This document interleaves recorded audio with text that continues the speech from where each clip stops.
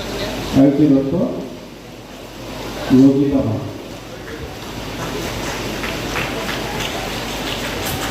ডিগবৈ বিধানসভা সমষ্টিত নিযুত মইনা আঁচনিৰ প্ৰপত্ৰ বিতৰণ কাৰ্যসূচী শুভাৰম্ভ কৰে বিধায়ক সুৰেন ফুকনে।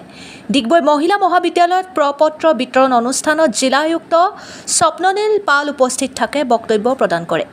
অনুষ্ঠানত মহিলা মহাবিদ্যালয়ৰ অধ্যক্ষা ডক্টৰ সঞ্চিতা চেতিয়া, সৌমাৰ বিদ্যাপীঠৰ ভাৰপ্ৰাপ্ত অধ্যক্ষ দীনেশ ভাণ্ডাৰীৰ লগতে শিক্ষক শিক্ষয়িত্ৰী উপস্থিত থাকে।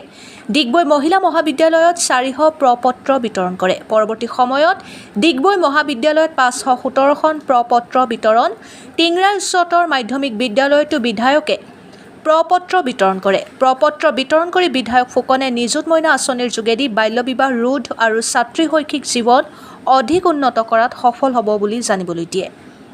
Bureau report, Arunodoi Assam.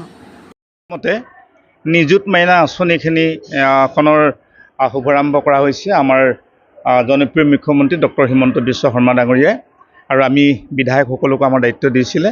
গতিকে আজি ডিগবৈ সমষ্টিৰ মহিলা মহাবিদ্যালয়ত মই ডিগবৈ সৌমাৰ বিদ্যাপীঠ আৰু ডিগবৈ মহিলা মহাবিদ্যালয়ৰ প্ৰায় ইয়াত 700গৰাকী ছাত্ৰীক প্ৰপত্ৰ বিতৰণ কৰিলোঁ, আৰু মোৰ লগত উপায়ুক্ত স্বপ্নীল পাল ডাঙৰীয়া ইয়াত উপস্থিত আছিলে। গতিকে আমি সকলোৱে জানো বিশেষকৈ আজি বাল্য বিবাহ ৰোধ কৰিবৰ কাৰণে আৰু আমাৰ যাতে মাজত যাতে স্কুল এৰি যাব নোৱাৰে আৰ্থিক অনাটন ভুগী, এই ক্ষেত্ৰত বিশেষভাৱে গুৰুত্ব দিয়া হৈছে।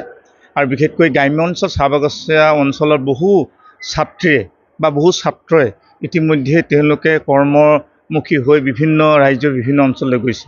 তেওঁলোকে যাতে ৰোধ কৰিব পৰা হয়, সেইকাৰণে এই নিযুত মইনা আঁচনিখিনি দিয়া হৈছে। আজি বিনামূলীয়াকৈ কিতাপ দিয়া হৈছে, বিনামূলীয়াকৈ ইউনিফৰ্ম দিয়া হৈছে, বিনামূলীয়াকৈ দুপৰীয়া খাদ্য দিয়াৰ ব্যৱস্থা কৰিছে।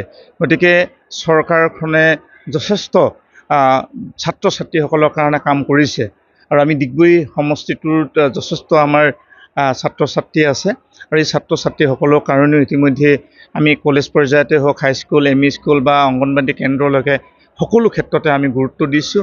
আৰু মাননীয় মুখ্যমন্ত্ৰী ডাঙৰীয়াই বিশেষকৈ এই অঞ্চলৰ যিবিলাক জৰাজীৰ্ণ কলেজ আছিলে বা জৰাজীৰ্ণ আমাৰ স্কুল আছিলে বা অংগনবাদী কেন্দ্ৰ আছিলে, যোৱা 8 বছৰৰ কাৰ্যকালত আমি যথেষ্ট পৰিমাণে পুনৰ নিৰ্মাণ কৰিলোঁ। গতিকে অহা দিনবিলাকত যাতে এখন সুৰক্ষিত অসম হয়, যাতে বিকশিত অসম হয়, আৰু বিশেষকৈ পঢ়াৰ ক্ষেত্ৰত যাতে টকাৰ অন্তৰায় নহয়, সেইকাৰণে গুৰুত্ব সহকাৰে এইখিনি পৰ্যালোচনা কৰি মাননীয় মুখ্যমন্ত্ৰী ডাঙৰীয়া আৰু শিক্ষামন্ত্ৰী ডক্টৰ ৰণোজ পেগু ডাঙৰীয়াই আচলতে এইখিনি সুদূৰ প্ৰসাৰী সিদ্ধান্ত লৈছে। আজি নিযুত মইনা আঁচনিৰ শুভাৰম্ভণি হ'ল গোটেই ৰাজ্যজুৰি। চ' আমাৰ ডিষ্ট্ৰিক্টতো আমি আজি কৰিলোঁ। চ' মই ইয়াতে ডিগবৈ মহিলা মহাবিদ্যালয়ত আহি পেলাই বিৰাট ভাল লাগিছে। আৰু এতিয়া first year class 11, degree first year আৰু PG ফাৰ্ষ্ট ইয়াৰৰ কাৰণে এই বছৰে এই আঁচনিটো মুকলি কৰি দিয়া হ'ল। আৰু এতিয়া ফৰ্ম আজিৰ পৰা বিতৰণ কাৰ্যসূচীটো আৰম্ভ হৈছে। আজিৰ পৰা 14 তাৰিখলৈকে ফৰ্মটো বিতৰণ হ'ব। 16ৰ পৰা 21 তাৰিখলৈকে আমি মানে ফৰ্ম ভৰি দিয়াৰ পিছত আমি কালেক্ট কৰা ষ্টাৰ্ট কৰিম। তো 21 তাৰিখলৈকে আমি গোটেইকেইটা ফৰ্ম পাই যাম। চ' আপোনালোকৰ মাধ্যমত মই যিসকল ছাত্ৰীয়ে এই আঁচনিটোৰ অধীনত বেনিফিট লোৱাৰ কাৰণে ফৰ্মটো ভৰিব, তেখেতসকলক মই এটা আহ্বান জনাম কি যেটো দৰ্পণ আৰু সামৰ্থ পৰ্টেলত যেটো ID আছে, সেই IDটো যাতে সঠিককৈ তেওঁলোকে ভৰায়।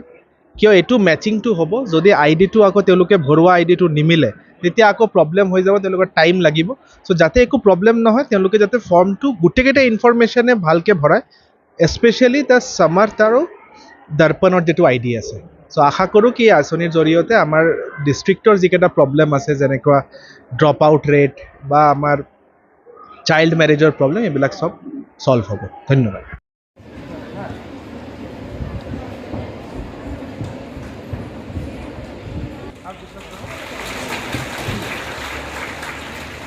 हमारे उपन्यास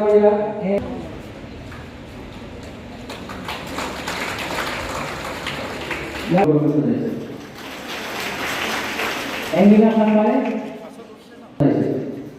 और हमार उपायुक्त द्वारा प्रभाव ग्रहण करेছে सुशीला पुरी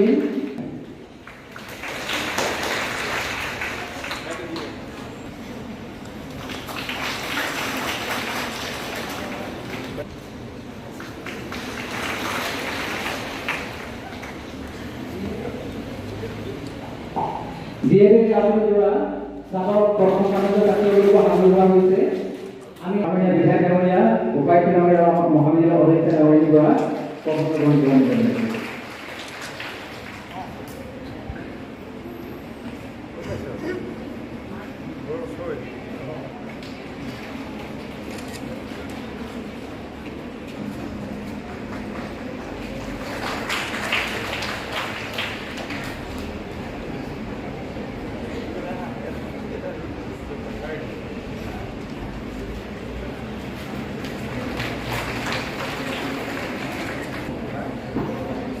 নিযুত মইনা আঁচনিৰ প্ৰপত্ৰ বিতৰণ অনুষ্ঠানটো